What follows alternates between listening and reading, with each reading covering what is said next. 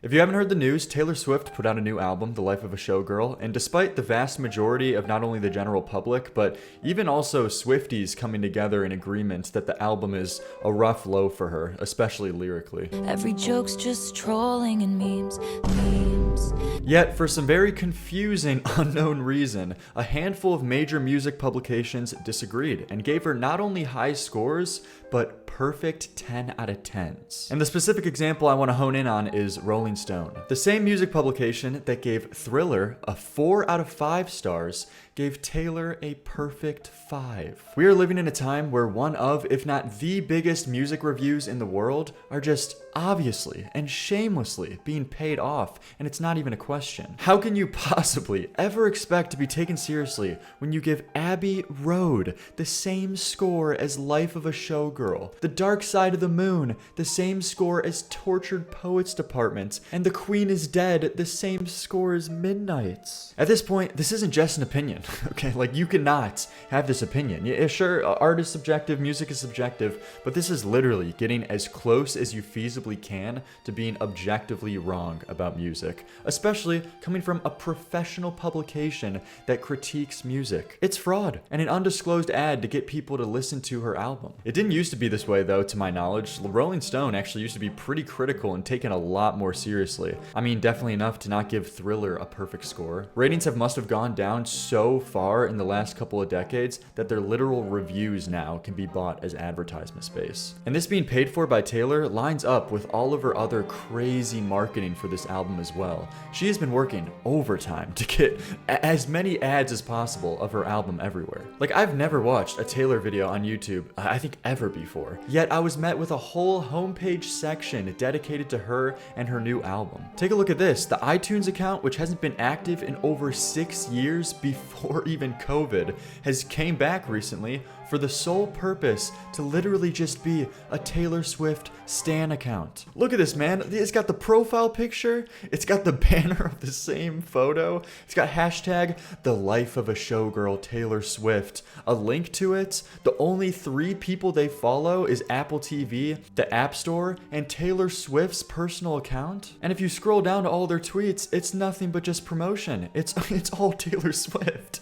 It is literally all Taylor Swift up until you get to their tweets from 2019 that they were reposting, which is the last time that they were active. But since then, it's literally just been paid off to serve as promotion. This is so funny, man. Pre-order Taylor Swift's new album now. I mean, these tweets read indecipherable from an actual stan account. It's the life of a showgirl's eve. Tomorrow night can't come fast enough. And of course, there's nothing inherently bad about marketing your album, spending a lot of time on the advertising of it and trying to get it as many places as possible. It just only becomes a problem when you're paying for the reviews to disingenuously trick people into thinking the album is of more quality than it actually is to get more people to check it out. But let's just see, what is possibly the reasoning behind giving this album that even Taylor Swift's most dedicated fans are saying is a low point? How is that deserving of a perfect score? Had to go to a Reddit repost of the review, so shout out to Bubble Cuffer, because I'm not the last thing I'm doing is paying for this fraudulent paid off review. I believe that's actually the definition of a scam. I'm pretty sure that's exactly how you scam people. Putting up a rage bait fake insane score just to trick people into subscribing so you can see their reasoning. I'm actually gonna pass on that. Just when the world thought Swift couldn't climb any further, she did. She also locked it down with a cowboy like her and football star Travis Kelce. A cowboy. The pair are now engaged and it's like she has finally found her fairy tale ending. Bro, is this actually just a stan account? What is this? From the first Fleetwood Mac inspired drum roll and melancholy keys of The Fate of Ophelia, it's clear Swift has stepped into uncharted territory. Man, it's just, you cannot say Fleetwood Mac in the same conversation as Taylor Swift. I don't understand the concept of a person who simultaneously enjoys the highest high peaks of Fleetwood Mac while listening to Taylor Swift. Imagine that playlist going from songs on Rumors to then back to back with a Taylor Swift song next on the shuffle. New inspired playlist, guys. Be sure to add this on Spotify. I'm going back to back from The Chain to Cancelled. Memes. But the tantalizing melody, shaped by a wondrous mix of steel guitar and omnichord trills, makes you want to keep listening to find out how Swift changed her prophecy. Give me a break. This is nothing new sonically for Taylor Swift at all. Come on, as I said in my previous video, All of the instrumentals and beats on this album, Max Martin could have finished in a lunch break. There is nothing groundbreaking, different, or new for Taylor here. And that's not hating, that's not mindlessly hating, it's just true, there isn't anything new. Unsurprisingly, The Life of a Showgirl is a stark departure from last year's deeply personal...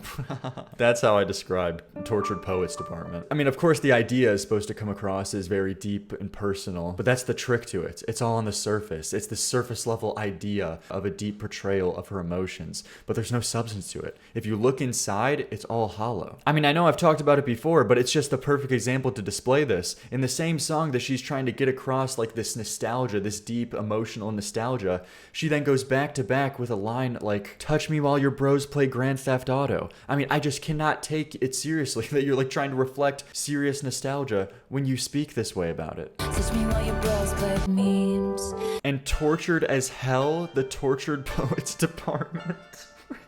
Oh my gosh, man, this is actually, who wrote this? This is actually someone who's just like bought into the complete Pinterest poetry, fake deep side of Taylor Swift, that she's this tortured poet. Give me a break, man. She's shown us on this latest album that the fullest extent of her problems is the pettiest, most high school beef with Charlie XCX, that half of it, she just completely misinterpreted the meaning of her songs. And then also the fact that she's getting canceled on Twitter and talking about her comment section, man. Come on. That is her idea of being tortured. Literally trolling in memes, as the queen said herself.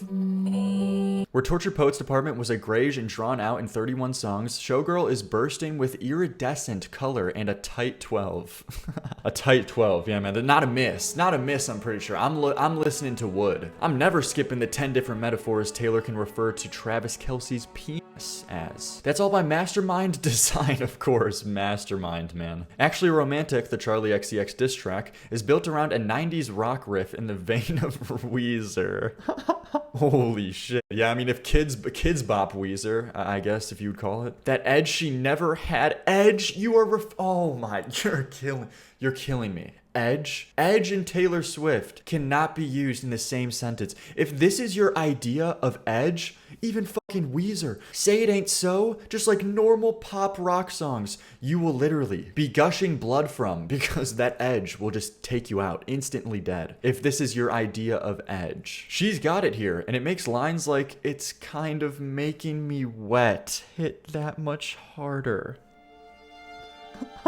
Just what a joke. What a joke. I mean, this is just a scam at this point. Like, it's just like a full-blown scam. Actual rage bait to get people to subscribe, then instantly cancel their subscription after reading this dog shit. Yeah, man, it's kind of making me wet. That's hidden. That's really hidden. That's the edge. That's the edge that's taken me out. It's exactly the kind of song fans have been clamoring for since Swift brought out electric guitar versions of Red for 1989's World Tour. This concept of a pop fan who only listens to Taylor Swift pop music being so enamored by the concept of an electric guitar is so cringe. It's so cringe, man. It's like their eyes like gleam up with stars when they like at the idea of like, holy shit, man, Taylor Swift she's getting so edgy by bringing out an electric guitar. Meanwhile, Father Figure interpolates George Michael's song. You guys know how I feel about interpolations, okay? Shout out to Ava Max. Of the same title, but those Prince-like snares.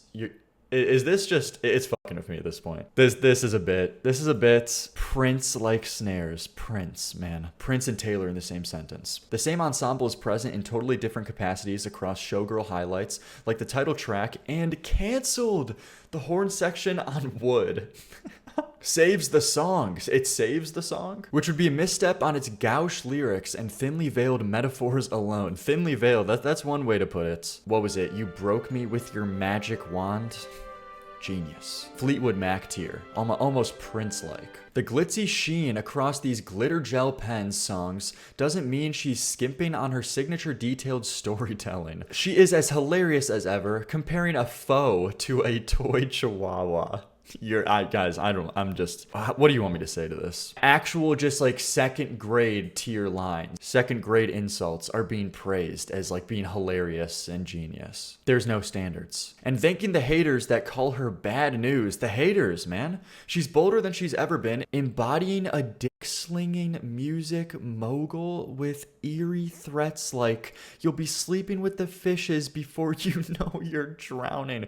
Okay, hold the phone. Why are you saying dick slinging? What the fuck is this? Why? What is wrong with this person?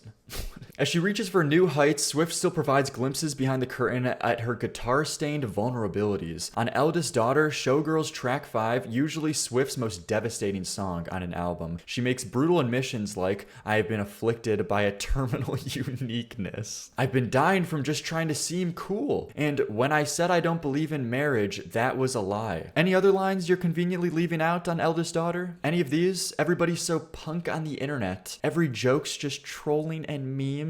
But I'm not a bad bitch and this isn't savage. Any of these? Did you want to talk about any of these here? Are these as devastating of lines to you? Brutal admissions like, I'm not a bad bitch. To be fair, that is a tough reality to come to terms with. You know, maybe she really is a tortured poet. But with every step Swift takes, she sheds those feelings of loss and despair. Showgirl is the castle she built out of all the bricks that have been thrown at her. She begged on her knees to change the prophecy, and the love she writes about here did just that. She lost her life's work, but now the empire belongs to her. This showgirl won't be left for dead. She's immortal now. After all, despite the rock on her finger, Swift is married to the hustle. I mean, the first thing I can agree on, to be honest, with this review. She's certainly a businesswoman, and with an album as good as this one, she might even try to outdo herself again. That's just show business for you, and that's just how show business works. Oh my gosh. Amazing review. Classic stuff right here. You know, maybe I might go back and subscribe, even just out of respect. I mean, what else can I even further say? Like, this is beyond parody. Like, is anybody taking this seriously? Like, this is just a key reason why you cannot take the majority of music publications seriously anymore. And there are rare exceptions to this fact. And you know, despite what people say about Anthony Fantano, that I always can rely on with the needle drop is that when he gives his opinion, at least it's his actual opinion and he can give reasoning behind the way that he feels this way. That's actually that's understandable why someone could have this opinion in most cases. You know, he makes himself out to be quite the polarizing figure, but